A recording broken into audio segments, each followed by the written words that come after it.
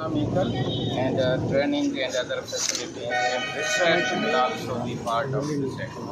Teacher साहब जी collaboration सां असांखे रेबीज़ वैक्सीनेशन सेंटर जो अॼु इफ़्तिताह करे रहिया आहियूं तव्हांजी कोलैबोरेशन सां गॾु असांखे टीचर साहब हिन वक़्तु 100 डोज़िस मोकिलिया आहिनि एंटी रेबीज़ जा उन में तरीक़ो इहो आहे त पहिरियों डोज़ जेको लॻंदो उनखे असां 0 डे चवंदासीं सेकेंड डोज 3rd डे ते लॻंदो ऐं जेको 3rd डोज आहे 0 to 7 डे ते 7th डे ते 4th dose 0 to 14th day ते लॻंदो इंट्रामस्कुलर लॻंदो उनजो को बि साइड इफेक्ट कोन्हे 4 डोज़िस लॻंदा को बि उनजो साइड इफेक्ट कोन्हे ऐं अगरि पेशेंट खे रेशिस आहिनि त ATS त उहो ई असां हणंदा आहियूं जेके ईमाटेट या ATS हणंदा आहियूं उहो बि असां वटि बिल्कुलु 100% सर त तव्हांजी महिरबानी DHO साहिब जी महिरबानी सां आई अॼु DHO साहब ॿ टे अखर ॻाल्हाए वठे त पोइ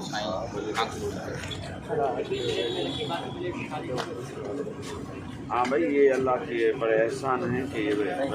एंटी रेबीज़ सिंधी में ॻाल्हायूं एंटी रेबीज़ वैक्सीनेशन जो बि सेंटर खुली वियो असांजे प्राइवेट सेक्टर में हे पंहिंजे नोवेद जो हिकिड़ो नओं आहे फैसिलिटी आहे जेका प्रोवाइड कई थी वञे असां सभ खां वधि में वधि शुक्रगुज़ार आहियूं DHO साहिब जी ऑफिस जा ऐं सिंध गवर्नमेंट जा जिन ही असांखे डोज़िस प्रोवाइड कया आहिनि ऐं मूंखे ॿुधायो वियो त वञे त को 160 to 180 माण्हुनि खे रोज़ु हैदराबाद में डॉगबाइट्स थियनि था ऐं उहे जेकॾहिं ही न त लॻंदी वैक्सीन त पोइ उहे माण्हू बिल्कुलु पंहिंजी ज़िंदगी तो हथु खणी वेही रहनि था त ही वैक्सीन मतिलबु हयाती बचाइण वारी वैक्सीन आहे हिन में तमामु बहितर थींदो ऐं ही इंटीरियर में जेके माण्हू अचंदा से पहिरियों हैदराबाद में ॾियण वॻे में असां वटि आहे त पोइ इन लाइ तमामु वॾी सहूलियत आहे हिकिड़ी ऐं अलाह जी वॾी महिरबानी आहे ऐं साईं वारनि जी महिरबानी आहे DHO वारनि जी हा madam Azra Pecho Sindh government secretary health हिन सभिनी जी आहे त उन्हनि असांखे फ्री डोज़िस प्रोवाइड कया आहिनि ऐं असां हिननि खे ॾींदा रहंदासीं ऐं मां पंहिंजे स्टाफ जो बि तमामु शुक्रगुज़ार आहियां सतार साहिबु MS साहिबु सभिनी जा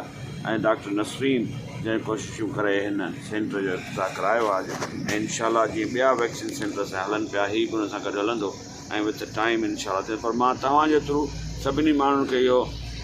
कंदुसि गुज़ारिश कंदुसि त हाणे सम्झी वठनि त हीअ सेंटर हिते खुली वियो आहे फैसिलिटी अची वई आहे जंहिंखे बि ज़रूरत हुजे बग़ैर धड़क जे हिते हलिया अचनि ऐं पंहिंजी हयाती बचाइनि हा फ्री बिल्कुलु फ्री वैक्सीनेशन आहे हा ठीकु आहे अहिड़ी बीमारी आहे जेका कुते जी चक जे करे थींदी आहे ऐं हिन बीमारी जूं अलामतूं ज़ाहिर थियण खां पोइ सवाइ मौत जे ॿियो कोई नतीजो निकिरणो कोन्हे इन करे हिन बीमारी जे लाइ ज़रूरी हूंदो आहे त माण्हू खे वैक्सीन फ़राहम कई वञे त जीअं वैक्सीन लॻल माण्हू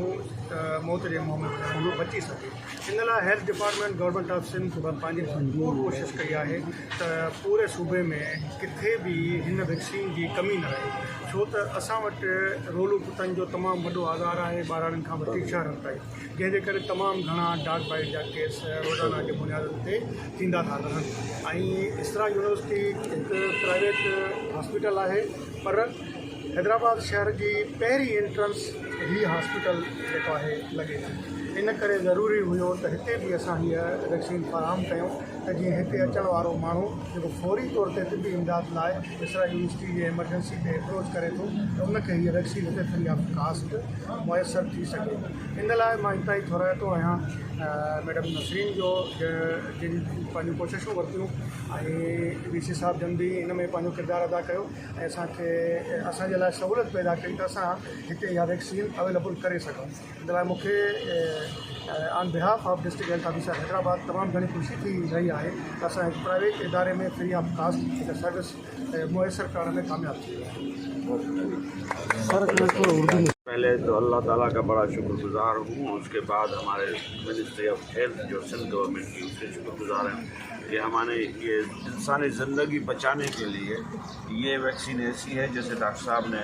फरमाया कि ये इंसान की ज़िंदगी के बचाव के लिए लाजिम वैक्सीन है वरना इंसान अपनी ज़िंदगी खो देता है और हम जो हैं इसमें अल्लाह के एहसान हैं कि इसरा यूनिवर्सिटी इस मामले में आगे बढ़ रही है और जितने भी प्रिवेंटिव मेजर्स हैं वो हम ले रहे हैं जैसे हमने पहले लिया कोविड के और ट्यूबरकुलोसिस के अभी इसके अपने रेबीज़ के एंटी रेबीज़ की। तो ये बहुत एक एडवांसमेंट है और हमारे लिए और हमारे जो कैचमेंट एरिया है उन लोगों के लिए। अल्टीमेट तो ये सब फ़ायदा जो है हमारे मरीज़ों को जाता है, हमारे कैचमेंट लोगों जो है रीजन में उनको जाता है, और हमारे स्टाफ जो हैं वो बेचारे अंत तक कोशिश कर रहे हैं कि मरीज़ों की जान बचाई जाए हर सूरत में, हर हाल में।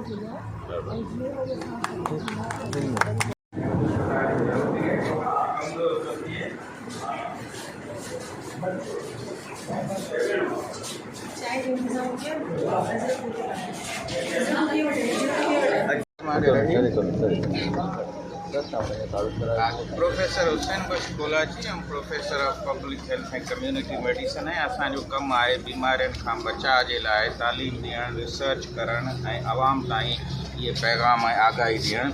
रेबीज़ सेंटर ते अॼु असां हिते बीठा आहियूं। असां हिते 2014 खां आगाही जी वॉक सेमिनार रेबीज़ ते डॉगबाइट ते कंदा रहिया आहियूं। अॻे बि कोशिशूं कयूं आहिनि, पर हिन वक़्तु असांजी डॉक्टर नसीर मेमन साहब ऐं असांजे MS खादिर कादवाणी साहब ऐं ख़ासि तौर vice chancellor professor Nazir Ashraf लघारी साहब ऐं executive director professor Abdul Sattar Memon साहब, इन्हनि सभिनी जे कोशिशुनि सां असांजो ही वैक्सीन ऐं रिसर्च ऐं डॉगबाइट सेंटर जेको अवेयरनेस बि ॾींदो, डेटा बि कलेक्ट कंदो ऐं नवां जेके दुनिया में बेस्ट प्रैक्टिसिस आहिनि उन्हनि खे बि असां DHO साहब जा ऐं उन खां वॾी ॻाल्हि आहे त हितां जी आवाम जा ख़ासि तौर ते जेके हिन मज़ा फ़ाइदो वठंदा, ऐं सम्झां थो इहो पैगाम अञा अॻिते वेंदो। ऐं हीअ बीमारी कुते जे चक खां थिए थी, हिन वायरस खे रेबीज़ वायरस चयो थो वञे, हिन जी सिर्फ़ु वैक्सीन मौजूदु आहे। ऐं जेॾीमहिल बि को चक पाए वञे उते जो उते उनखे साबुण साण ऐं पाणी सां धोइणो ऐं सेंटर ते वठी अचिणो। हिन बीमारी जा अगरि निशानियूं अलामतूं ज़ाहिर थियूं त उन इंसान जी जान वञण जो एतिरो ई ख़तरो आहे जेतिरो कि उनजे बचण जा इम्कान तमामु घटि आहिनि। तव्हांजी महिरबानी।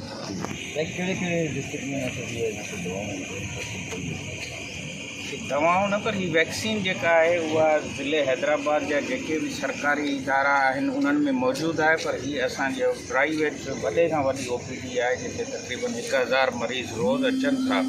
उन्हनि जे लाइ हीअ सहूलियत जिते मटियारी हाला जामशोरो ऐं हैदराबाद ॿिन्ही ज़िलनि जे लाइ हिकिड़ो प्राइवेट सेटअप में वैक्सीन जो जेको मुफ़्त हूंदो ऐं असांजी वेलफेयर जेका हॉस्पिटल आहे उन में 24 कलाक उहा खुलियल हुजे थी। असांजो ट्रेंड अमलो आहे। जेतिरो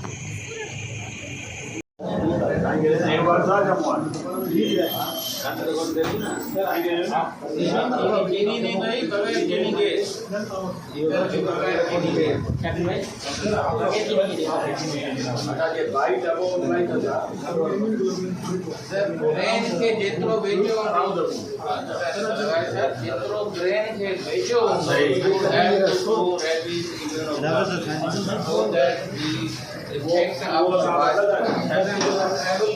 backward to the brain.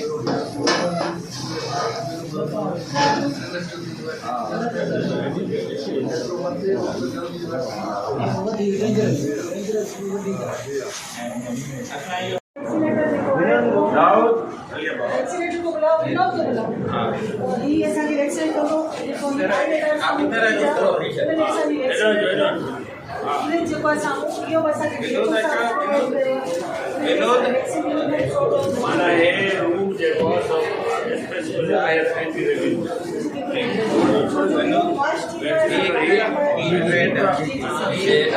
Trend आहे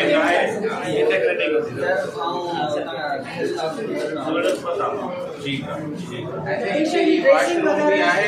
सही आहे साबुण ऐं तेज़ पाणी सां 15 मिनट मुंड खे वॉश करणु। अच्छा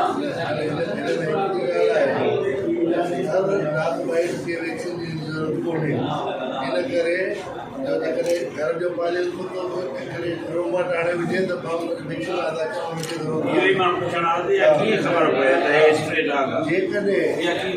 असां वटि छाकाणि त लाइसेंस ऐं कुतनि जो पूरी हिस्ट्री कोन्हे, इन जे करे असां जेको बि अचे थो उनजी प्रिवेंटिवली ईअं सम्झूं था त हिनजे मथां थी वञे छो त लाइफ सेविंग साईं जी ॻाल्हि ज़रूरी आहे इहा इहा ख़बर मरीज़ ॾे थो हिस्ट्री वठंदा कुतो जेकॾहिं 10 ॾींहं रहियो That is important. पोइ माना रैपिड ड्राफ्ट खोलणो उनमें वैक्सीन स्टॉप करे उनखे कोई कोन पर जेकॾहिं प्रोवाइडर उहो ख़बर पए नथी पवे इन करे ई असीं हुनखे प्रोफिलेक्टिकली पालियल कुता बि वैक्सीनेट थियल कोन हूंदा कहिड़ी ॻाल्हि त आहे असां वटि माण्हुनि में इहो आहे ई कोन त पोइ कुतो पालियो था उनखे बि वैक्सीन करायूं हिकु त इहा शइ हूंदी आहे ॿी ॻाल्हि इहा हूंदी आहे त मोस्टली उनखे 10 ॾींहंनि ते असर करणु डिफिकल्ट हूंदो आहे असां वटि सही आहे इन करे गवर्नमेंट जी पॉलिसी इहा आहे त स्टेट जेको चेक करण खां पोइ उनखे ऑब्ज़र्व न करे सघिजे will be consider as rabid त हुनखे असां मतलब डॉग बाइट जेको बचे उनखे छाकाणि ख़बर कान्हे ॿुधाए थो ॾिठो आहे घर जो ऐं छितो न आहे त पोइ कोन ॾियणी आहे मतिलबु उहे बि एक्सेप्ट कैबिनेट हिस्ट्री हुजे असां सिनेरियो पंहिंजो था ॾिसूं असां वटि छा इहा शइ आहे जेका बुक्स में लिखियल आहे ऐं इहो मुमकिन आहे हाणे बि करणी आहे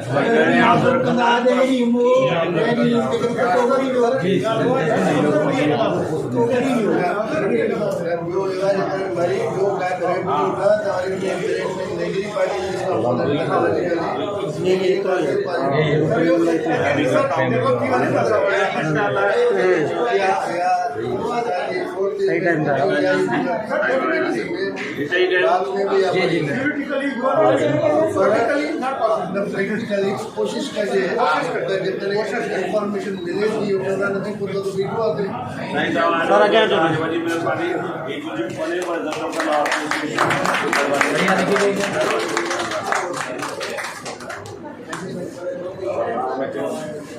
ऐं उमेद आहे त DHO ऐं हेल्थ डिपार्टमेंट ॾाढो कयो आहे महिरबानी करे ऐं रिपोर्टिंग ते न ॾाढी सख़्ती था कनि उहा जारी रहे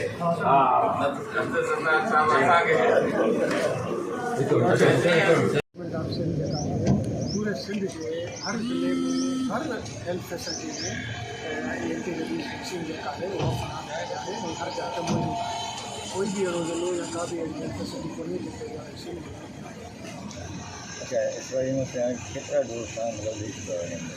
हिन वक़्तु असां हीअ अॼु इफ़्तिताह कयो आहे असां 100 डोज़िस फराहम कया आहिनि बाक़ी ज़रूरत मुताबिक़ असां हिते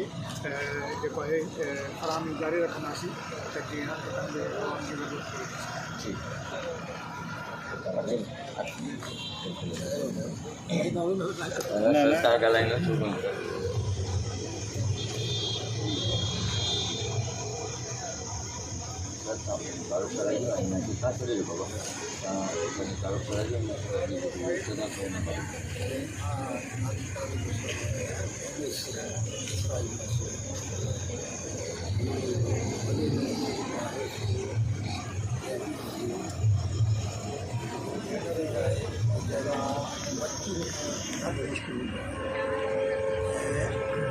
उनजे लाइ DHO डॉक्टर वसीम आहे डॉक्टर कोलाजी साहब आहे असांजो DC साहब सभिनी कोशिशि सां वैक्सीन ते आई आहे प्राइवेट हॉस्पिटल्स कोलाजी साहब DHO साहब डॉक्टर लघारी साहब निजामानी साहब डॉक्टर पठान साहब जाफर अब्दुल्ला साहब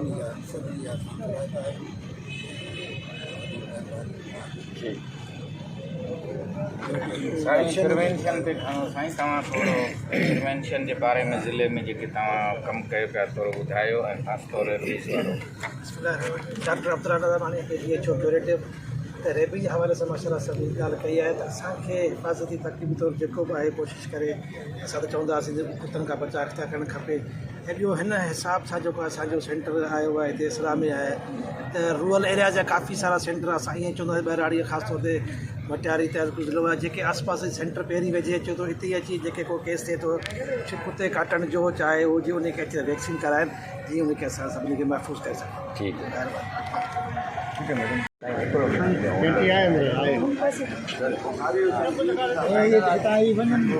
कैमरा